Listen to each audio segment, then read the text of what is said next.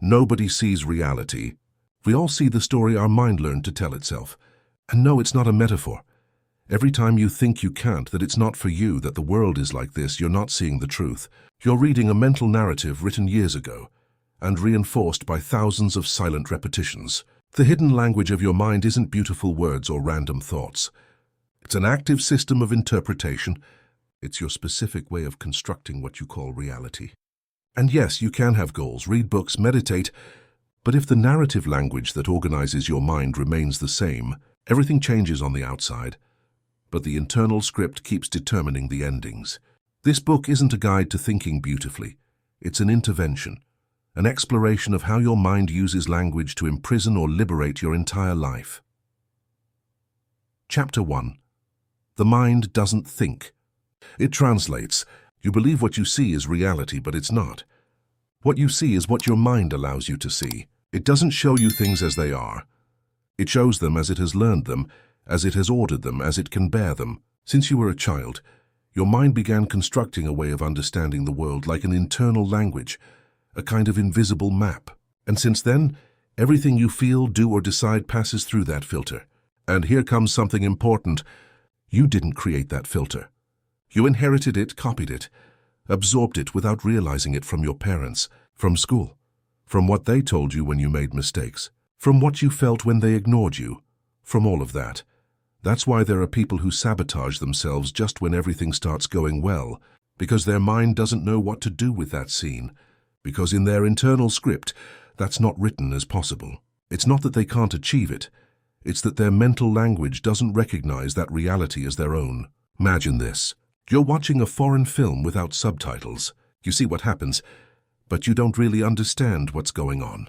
You interpret, invent, fill in with what you know. That's how your mind works all the time. It doesn't interpret what happens, it interprets what it can understand about what happens, and it does so using the language it has installed.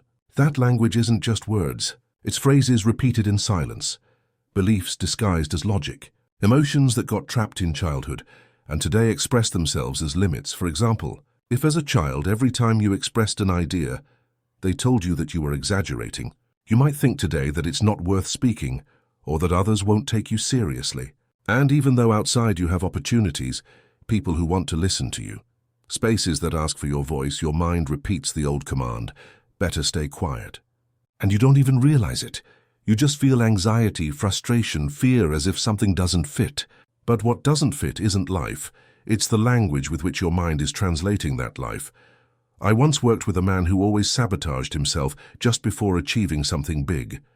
He was about to open his dream business, and at the last moment he stopped himself, said something didn't feel right, that maybe it wasn't the time. When we started talking, something simple but powerful emerged. His father had gone bankrupt with a business when he was 5 years old. Since then, in his family history, entrepreneurship equaled failure, loss, pain. And what did his mind do? It protected him, spoke to him in its hidden language and told him, better not do it. It's not safe. Remember what happened. Do you see? It wasn't fear of the business, it was loyalty to a story. The hidden language of his mind wasn't seeking success, it was seeking to avoid repeating the past. And while he wanted to move forward, his mind ordered the opposite. Now I ask you, what is your mind saying when you're not listening to it? Because that, what repeats itself in the depths, is what's shaping your day, your decisions, your results. It's not magic, it's structure. Your mind doesn't think, it translates. And if the language it has installed doesn't update, you're going to keep seeing the same movie with different names, different scenarios, but the same ending. That's why the first step isn't to think more positively. The first step is to learn to listen to what your mind is saying without you authorizing it. In the next chapter, you're going to discover how your body reacts before you do, how it corrects or confirms what your mind is ordering, and how that connection between thought and posture reveals much more than you yourself knew you felt. Because before you can change your life, you have to know in what language you're writing it, and that language is almost never what you think. Chapter 2. The body is your first translator. Your body understands what your mind can't yet say. Before an idea forms, your body already reacted. Before your thought recognizes it, your stomach felt it. Before you can say, I feel insecure, your shoulders already hunched. Your breathing became short. Your chest closed. Your body translates the hidden language of your mind without asking your permission. And if you don't know how to read it, you end up living trapped in an invisible confusion, believing something is wrong with you, when in reality what's happening is that your body is speaking and you're not listening. This isn't a spiritual idea, it's basic science. Neuroscientist Antonio Damasio demonstrated that the body feels before consciousness interprets. What we call emotion is first a physiological resonance. When someone ignores you, you don't think at first. Your chest tightens, your jaw tenses, and only afterward comes the thought, I feel rejected. But by then your body already issued the command, already warned that you're on defense, already activated the old maps. Your mind can be saying everything's fine, but if your body doesn't believe it, the real energetic command is, alert, something doesn't fit. That's why you can repeat affirmations all day. But if your back remains hunched, if your jaw stays clenched, if your hands sweat every time you talk about money or love, your field is being programmed by the body, not by your words. And the universe responds to that, not to what you say you desire, but to what you actually emit. I'll give you an example anyone can verify. A study published in Psychological Science demonstrated that simple body posture affects the perception of control. People who sat with their back straight and hands resting on their chest had more confidence in their decisions than those who remained hunched or closed in on themselves. They didn't change their thoughts, they changed their posture, and the thought adapted. Now I ask you, what if that hunched posture you maintain in front of the mirror isn't from tiredness but from mental language? What if your body has been translating the message for years? I'm not ready, I'm not enough, I don't deserve to be seen. And you think it's just a habit when in reality it's a living program.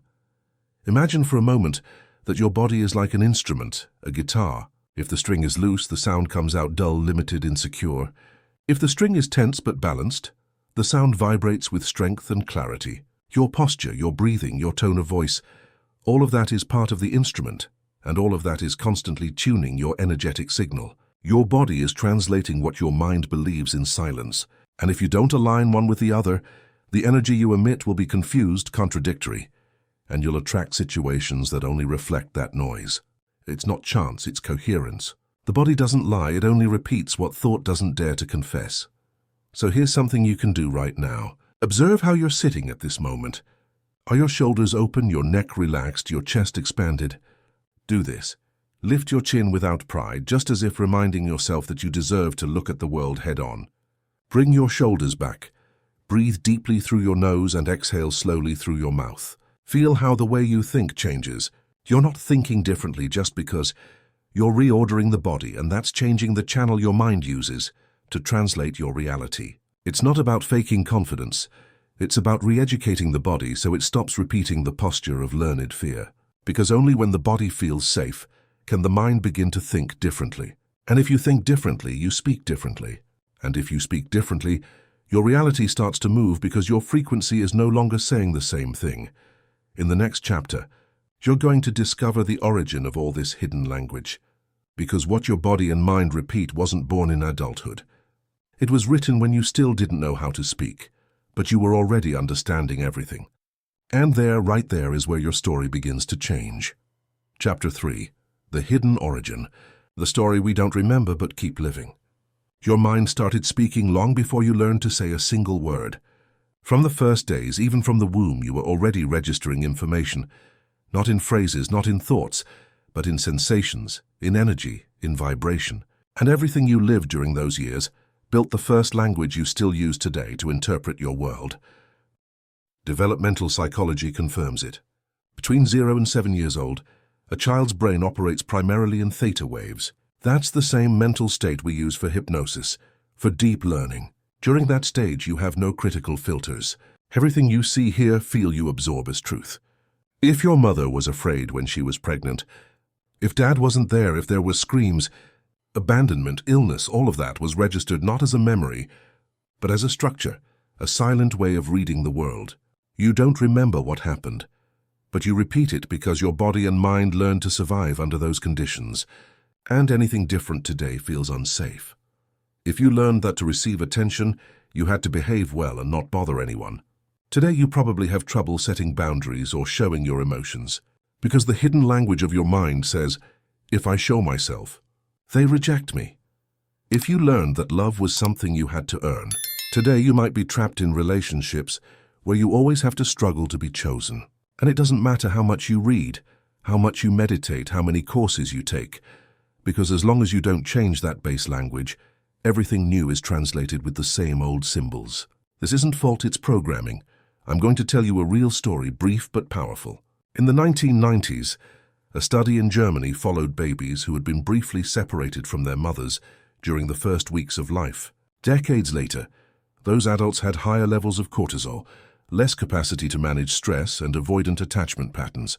They didn't remember anything, but their body did. Their mind too. And their way of bonding confirmed it. Now imagine what that means for you. What if what you call bad luck is actually a faithful repetition of an old energetic memory? What if every time you're about to receive something good, your mind activates a learned program that says, "This is too much, this doesn't last, this hurts"? What if what you call character is simply a mechanism you learned to survive the void? Because the hardest part of all this is that many times we defend our wounds as if they were virtues. We say, "I'm very independent," when in reality we learned not to depend on anyone because no one was there. We say, "I don't need to be understood," when in reality we stopped expecting understanding, because when we asked for it, they ignored us. That's the untold story, the one we don't remember, but keep acting out. The hidden language of your mind wasn't born from your adulthood, it was born in childhood, when you learned to survive without being able to explain what you felt. And that language is still being used today in every decision, every fear, every invisible limit. That's why before asking your life to change, you have to ask yourself, from what story am I asking for it? Because if that story remains the same, everything new will have to pass through the same translator. And the translator has fear, not confidence. In the next chapter, you're going to see how your mind organizes your life, like a movie with a script, a genre, a repeated conflict, and how that script, by not having been questioned, keeps you in a loop. Even if you change scenery, partner, city, or desire, what's important isn't what you want. What's important is what story your mind believes it deserves to live. And if you don't change the story, you repeat the ending. Chapter 4. The mind as scriptwriter. Every thought repeats a narrative genre. Your mind doesn't just think, your mind writes stories. And every time you react, flee, sabotage, you don't do it randomly. You do it following the script your mind learned to write from very early on.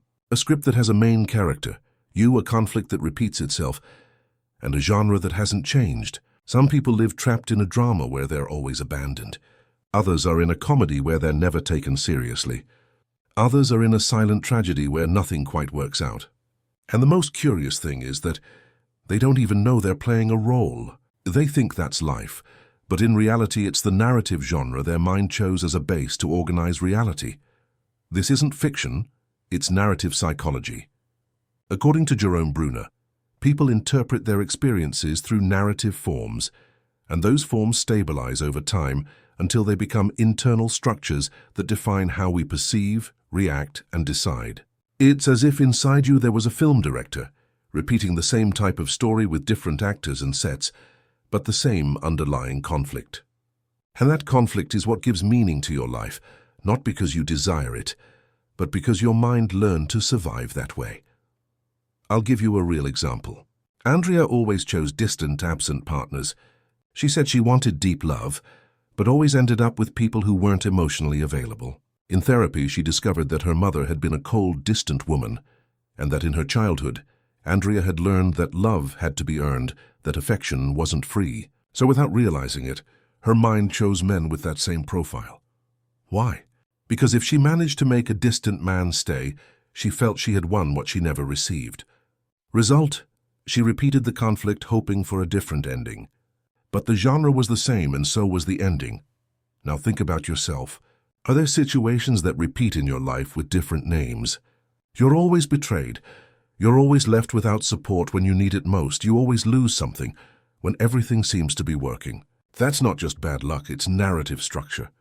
And what's the underlying problem? That as long as you don't change the genre of the story, your mind will adapt any situation to fit the same drama. But here comes the most important part. The script can be rewritten, and you don't need to erase the past. You need to understand what type of story you're telling and change the internal logic of that narrative. How is it done? with 3 concrete steps. First, recognize the narrative pattern. Ask yourself this simple question. If my life were a movie, what would the title be? Am I the tragic hero, the silent victim, the savior who's never saved? Putting a name to the script is the first step to stop acting it out unconsciously. Second, dismantle the central conflict. Think about what pain repeats the most and ask yourself, when was the first time I felt this? Don't look for an exact memory. Look for the emotion. Most likely you'll discover that you've been repeating that conflict to try to resolve it once and for all. But it's not resolved through repetition. It's resolved through understanding. Third, rewrite the ending with a new tone. It's not about imagining a perfect life. It's about allowing yourself to act differently, even though the script tells you the same old thing. If the script tells you to retreat, take a step forward. If it tells you to be quiet, speak. If it tells you to settle, claim what you deserve. Every time you make a decision that doesn't fit the genre of your old story, you're creating a new narrative. And little by little, what seemed like a tragedy transforms into evolution. Because the power isn't in changing the facts, but in changing the way you tell them. In the next chapter, we're going to identify the exact phrases your mind repeats as if they were absolute truths. Phrases that seem innocent, but program your energetic field daily. And you'll discover how to start dismantling them from their root. Because each phrase is a command, and each command creates a reality that doesn't always reflect what you desire, but what you learn to expect. Chapter 5. The phrases that command. What you repeat programs you. There are phrases you say that you hear that you repeat almost without realizing it, and although they seem small, they build a structure, a way of thinking, feeling, deciding. And the most delicate thing is that many of those phrases aren't yours. They were planted by others, by culture, by family, by fear. Phrases like, better the devil you know than the devil you don't. Money doesn't grow on trees. Everything good costs a lot. Life is hard. Nobody's going to give you anything. You heard them so many times that today, even if you don't say them out loud, your mind uses them as if they were invisible laws. And when you want to move forward, those phrases activate like background commands, and the energy you emit is no longer one of expansion. It's one of self-censorship. George Orwell wrote in 1984 that whoever controls language controls the mind. And what many don't see is that the most dangerous control isn't external, it's internal. You don't need anyone to limit you if your mind already repeats the phrases it learned from limitation. There's a concept in linguistics called mental framing. George Lakoff popularized it. It means we don't just think with words, we think within structures that words reinforce. And if you live within a framework where everything costs, where everything is earned through suffering, even when something good arrives, your mind won't allow it because it doesn't fit the structure. I'll give you a clear example. Remember the story of the 2 woodcutters? One worked non-stop. Day after day he worked harder than anyone. The other stopped every so often to sharpen the axe, and in the end, although he seemed to do less, he cut more trees. Effort without direction, without pause, without review exhausts you. But the one who sharpens his thinking sharpens his language. And then he doesn't need force, he needs clarity. Now think, when was the last time you sharpened the way you talk to yourself? When did you question the phrase you tell yourself when you fail? When something goes wrong, what do you tell yourself? I knew I couldn't. It's always the same. It's never my turn. Each of those phrases is a command. And if you don't question it, reality will take care of obeying it. The good news is that you can intervene in that language, not with empty phrases, but with an action that transforms your structure. Here's the exercise, and it's one that truly transforms. For the next 3 days, every time something generates frustration or fear in you, stop and write down exactly the phrase that activates in your head. Don't try to correct it yet, just write it as it is. Then underneath, you're going to write a second phrase that starts from the principle of neutrality, not extreme optimism, just expansive neutrality. For example, if your automatic phrase is, I can never do this, your second phrase will be, I'm learning to do it differently. You're not denying reality, you're expanding the framework. The point isn't to think beautifully, it's to think in a language that allows possibilities. And if this seems simple to you, remember that the simple is what repeats the most. And what repeats the most is what has the most power. The philosopher Epictetus wrote, we are not affected by what happens to us, but by what we tell ourselves about what happens to us. Your mind can live in a prison made only of phrases, but each new word is a key. In the next chapter, you're going to discover something even deeper. How everything you've emotionally resisted, what you've tried to deny or repress, has become the dominant language that organizes your field. And how, by stopping fighting with that, you can use that energy as impulse, not as a break. Because what you resist doesn't disappear. It transforms into hidden language and takes charge of translating your life without asking your permission. Chapter 6. What you resist becomes the dominant language.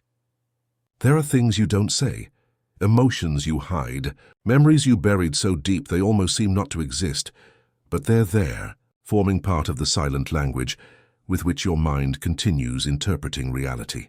What you don't face doesn't disappear. It only becomes the voice that speaks inside every time life tests you. Your mind doesn't erase, it represses. And what's repressed isn't harmless, it's active. It becomes automatic thought, repeated reaction, decision without explanation. You don't notice it because you learn to live ignoring certain emotions. But that emotion still hasn't finished speaking. Psychology knows this, and Jung explained it with a striking truth. What you don't make conscious manifests in your life as destiny. And what we call destiny is sometimes nothing more than accumulated pain repeating itself in another scenario. Imagine that each emotion you avoided is like a child you tried to ignore. At first it calls you softly, then it shouts, then it throws things. And if no one responds, it breaks everything to make you look. That's how your fears, your guilt, your anger work. They're not trying to destroy you, they're trying to be recognized. And if you don't do it, they become the most dominant language you have. That's why you can read books, repeat affirmations, make decisions, and remain at the same point. Because the language that's creating your reality isn't the one you use consciously. It's the one pain learned to use when you couldn't explain it. But there's a way out, and it's simpler than you imagine. The solution isn't in erasing what happened, nor in denying it, nor in inventing positive phrases about something that still hurts. The solution is in transforming that emotion into useful energy. And that's achieved when you recognize its existence, give it space, and discover the message it's been waiting years for you to hear. I propose an exercise that works not only because it's powerful, but because it's based on real emotional integration theory. Take a paper and write the name of that emotion you've avoided the most. Is it fear? Is it shame? Is it anger? Look at it as if it was someone who's been by your side in silence and ask it, why are you here? What have you accompanied me for so long for? Maybe you'll discover that anger has been there to prevent you from disappearing when everyone ignored you. That sadness has been your way of reminding yourself that you need something more. That guilt is just an unconscious way of keeping you close to someone you lost. And by looking at it that way, your energy changes because by integrating what you used to avoid, you recover strength, and that language that before only spoke of pain begins to tell a different story. Thich Nhat Hanh said, when pain becomes your teacher, it stops being your enemy. Your job isn't to erase emotions, it's to convert them into new phrases, into understanding, into action. And when you manage to do that, when you stop resisting and begin to translate differently, your mind no longer needs to defend itself. It can begin to create. In the next chapter, you'll discover how silencing isn't being quiet. It's beginning to rewrite. And there where noise used to live, you can begin to speak to the world from a completely new frequency. Chapter 7. Silencing isn't being quiet, it's rewriting. Silencing doesn't mean avoiding, nor denying, nor pretending calm when everything inside screams. Truly silencing means taking control of what happens inside, not to repress it, but to be able to decide what story you're going to tell from now on. Your mind, when not trained, tends to repeat.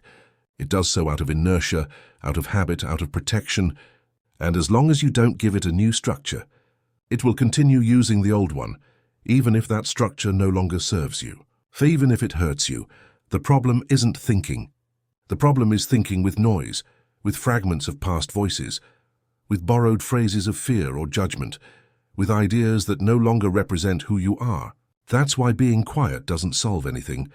It only turns down the volume for a moment. Truly silencing is making space to hear something new. Rumi said, silence is not the absence of sound, it's the absence of ego.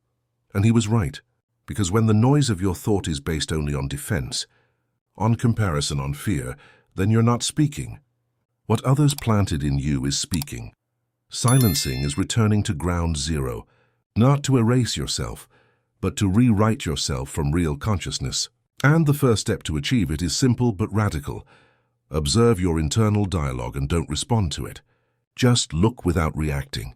That's where the training begins. There's a very ancient Buddhist practice called noble silence. It consists of keeping external silence for a time, not to avoid speaking, but to observe what arises when you have no distractions.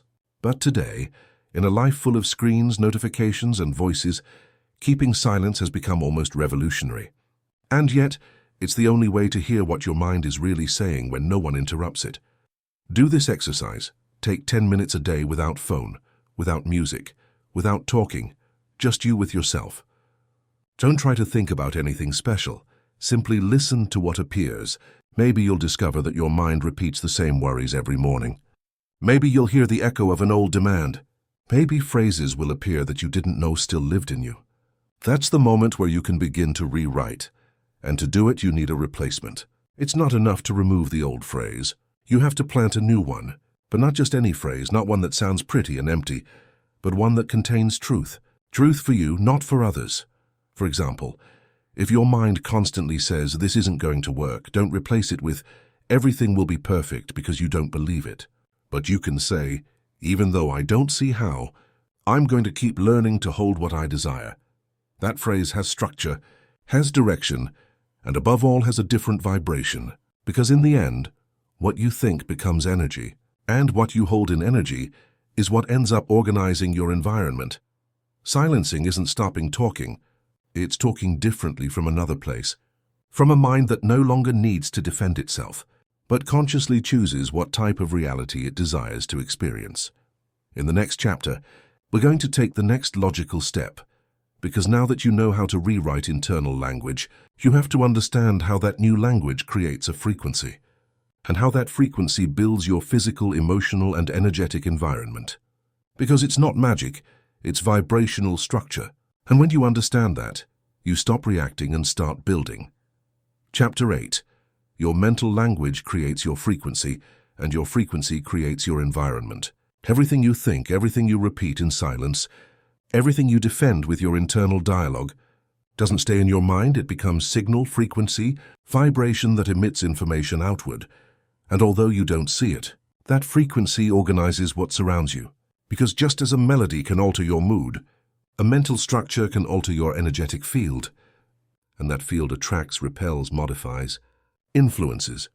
This isn't cheap metaphysics, it's applied physics. The Heart Math Institute, in studies with electrocardiograms and heart coherence measurements, has demonstrated that internal emotional state changes the electromagnetic information your body emits, which means that when you hold repeated thoughts of fear, your heart rate becomes incoherent, your field destabilizes, and that doesn't just affect your body, it affects the way you perceive and react to the environment. Now imagine that same principle applies to your mental language. If every day you tell yourself, "This isn't for me, I'm always missing something, it's never enough," your energetic field begins to operate in tune with that narrative, and the environment, like a resonance box, amplifies that signal. That's why there are people who seem to always repeat the same story. And it doesn't matter how many times they change cities, jobs, partners, because their frequency doesn't change. And so they can only perceive and sustain what fits their internal language. There's a phrase by Neville Goddard that sums it all up. You don't attract what you want, you attract what you are. And what you are, in energetic terms, is the result of the language you practice most in silence. That explains why someone can work very hard, want something intensely, and still not see it manifested. Because wanting isn't enough, you have to tune in. And tuning happens when what you think, say, and hold aligns with the vibration of what you desire to attract. So what can you do from now on to change your frequency? First, observe your internal language for a complete day without judgment, just like a scientist. Make a list of the most common phrases you repeat in your head when you're alone. Phrases about yourself, about money, about love, about the future. Second, identify which of those phrases has the most emotional charge. The one that activates you most is the one emitting the most energy. Third, create a new phrase, not one that denies the previous one, but one that opens a door. If you always tell yourself, "I can't," Change it to I'm learning to hold it differently. That's believable. It's realistic, and it changes the mental structure without generating internal conflict. And fourth, repeat it not just in your mind but with your body. Open posture, firm voice, slow breathing, because your biology also needs to know the message has changed. Each new word creates a new pulse, and each pulse is a signal outward. In the next chapter, we're going to see how that signal, once it stabilizes, begins to affect not only what you attract, but what you're capable of sustaining without sabotaging yourself. Because it's not just about receiving, it's about being able to hold the change without going back. And for that, you need to understand the relationship between your deep identity and your available energy. Chapter 9. The return code. Reality always responds, but not always in your language. There's a law almost no one sees, one that operates silently, impartially, exactly, and it's not the law of attraction as they've sold it to you. It's something finer, more structural. Reality responds, it always does. But it doesn't respond to what you want, it responds to what you understand. And if you understand from fear, reality responds with obstacles. If you understand from guilt, it responds with loss. If you understand from lack, it responds with scarcity. Not because it wants to punish you, but because your vibration is the language with which you ask the question. And that same language determines the type of answer you can interpret. Imagine entering an immense library, full of answers, but you only speak one language, and that language is your oldest beliefs. So no matter how many books you have around you, you can only understand the ones written in that same logic. The logic of sacrifice, of extreme effort, of it's not enough for me. Result, you think the universe doesn't respond, but it does. You just can't read it. It's like when you ask for signs and expect something clear to appear, but you don't realize that everything around you is already speaking in the same language you practice every day without realizing it. And here's where a powerful teaching comes in. Life doesn't respond to your conscious words. It responds to your unconscious language. That language is made of emotional associations, of memories, of automatic reactions. And that's why many times you're not receiving less. You're receiving exactly what your field allows to decode. I'll give you a clear example. Two people receive the same job opportunity. One interprets it as possibility, the other as threat. One acts from expansion, the other from self-sabotage. The environment is the same, but the reading is different, and that changes the final result. That's why the real question isn't, why doesn't what I want come to me? The question is, with what language am I formulating my requests? And that language can be translated not all at once, but with awareness. The key is in what I call return codes, those moments where life returns to you exactly what you emitted, even though you didn't notice it. An argument that repeats with different people, an economic pattern that returns just when you were advancing, a type of relationship that reappears with another face, but the same script. All of that isn't punishment, it's code, a kind of intelligent echo, not to destroy you, but to show you the language you yourself are using without knowing it. And when you manage to see that echo as a message, instead of seeing it as an obstacle, you begin to change your field from within. And what before was automatic return becomes conscious dialogue. That's the real power. Not controlling reality, but learning to read it. Because only when you understand the language with which you're creating your life can you begin to write something different. In the next chapter, we're going to close this journey with a simple revelation. Transformation doesn't arrive when you understand everything. It arrives when you finally stop speaking to the world from your wound and begin to communicate from your decision. Because the mind, when it aligns with intention, no longer translates, it declares. And there, reality no longer responds as an echo. It responds as a natural extension of what you are. Chapter 10. You're not what you think. You're what you hold when thought turns off. This book wasn't to teach you more phrases. It was so you could finally see what phrases have lived inside you without you choosing them. So you could enter the hidden language, the one no one taught you to read, and begin to translate yourself with clarity, with courage, with intention. Now you know it. Your mind isn't an enemy, it's a transmitter. And if its frequency changes, what it projects changes. And if what it projects changes, the life that responds changes. But there's something more, something that isn't said with words and yet you felt during each chapter. That sensation that you weren't just the one listening, but the one recognizing yourself. That's awakening. The old you spoke from the wound. The new you can speak from consciousness. And that's not only noticed in what you say, it's noticed in what you choose not to repeat, in what you no longer tolerate as truth, in what you decide to create, even though you don't yet have a guarantee of the result. From now on, you don't need to change everything at once. Only one thing changes the internal world, holding the new way of talking to yourself when nothing outside seems different yet. That's the key moment. The moment where the old story pulls hard, where fear wants to negotiate again, where the ancient mind tells you it's too much for you. Right there is where you respond differently. Not with anger, not with struggle, but with a new voice. A voice that already knows it doesn't need permission. That doesn't need approval. A voice that doesn't shout, but doesn't stay quiet either. Because you've learned the language, you've remembered that your field responds, you've recognized the thoughts that weren't yours, and now you can use your energy as clear intention. I tell you with certainty, after hearing all this, you can no longer think the same way. And if your thinking changes, your frequency changes. And if your frequency changes, nothing around will remain the same for long. This wasn't just a book, it was a portal, a mirror, a reprogramming without empty formulas. And if you feel something inside you right now, even if you don't know what it is, let it grow, because that is the voice of your future reality, already speaking to you in the new language. And from today, every time you speak to yourself, remember this: you're not what happened to you. You are what you decide to hold when no one is watching you, when everything seems the same and yet you're no longer the same. If what you just heard touched something in you, if you felt this journey changed your way of looking within, then don't let it end here. Subscribe to the channel, activate notifications, and join me in the upcoming titles that are already available. Each one was created to expand a different part of your consciousness, from the path of the shaman to the art of attracting money without fear, or the real language of the universe. Because each audiobook isn't just content, it's a tool. And each tool you use with consciousness transforms your reality from within. Don't forget to hit that subscribe button and turn on the bell so you won't miss any of the transformative content coming your way. Share this with someone who needs to hear it, someone who's ready to rewrite their internal script. Leave a comment below telling me which phrase or chapter resonated most with you, because your insights help build this community of conscious creators. Remember, every subscription, every like, every share helps spread this message to those who are searching for it.